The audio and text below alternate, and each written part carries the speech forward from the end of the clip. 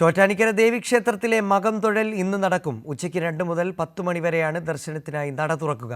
1.5 ലക്ഷം ഭക്തരെയാണ് ഇത്തവണ പ്രതീക്ഷിക്കുന്നത്. ക്ഷേത്രത്തിലെ എല്ലാ ഒരുക്കങ്ങളും പൂർത്തിയായി.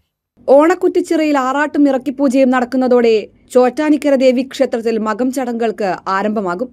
ആറാട്ടുകടവിൽ പറ സ്വീകരിച്ച ശേഷം ദേവീക്ഷേത്രത്തിലേക്ക് എഴുന്നള്ളും. തുടർന്ന് മകം എഴുന്നള്ളിപ്പ്. ഉച്ചയ്ക്ക് 2-ന് മകം ദർശനത്തിനായി നട തുറക്കും.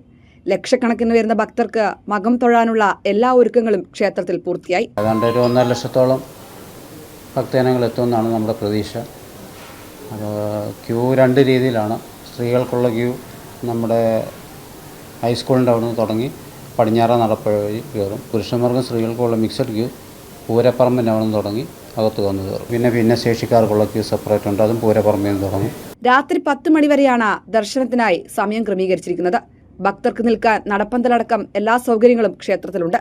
സുരക്ഷയ്ക്കായി 5 ഡിവൈഎസ്പിമാരുടെ നേതൃത്വത്തിൽ 833 പോലീസ് ഉദ്യോഗസ്ഥരുടെ സംഘമാണ് സ്ഥലത്തുണ്ടാവുക.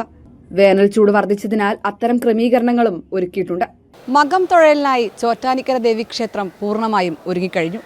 1.5 ലക്ഷത്തിലധികം ഭക്തരാണ് ഇങ്ങോട്ടേക്ക് ഒഴുകിയെത്തുക. ക്യാമറമാൻ സജി പോത്തിങ്ങലിനോടൊപ്പം അർച്ചന വിനോദ്, കൈരളി ന്യൂസ്, കൊച്ചി.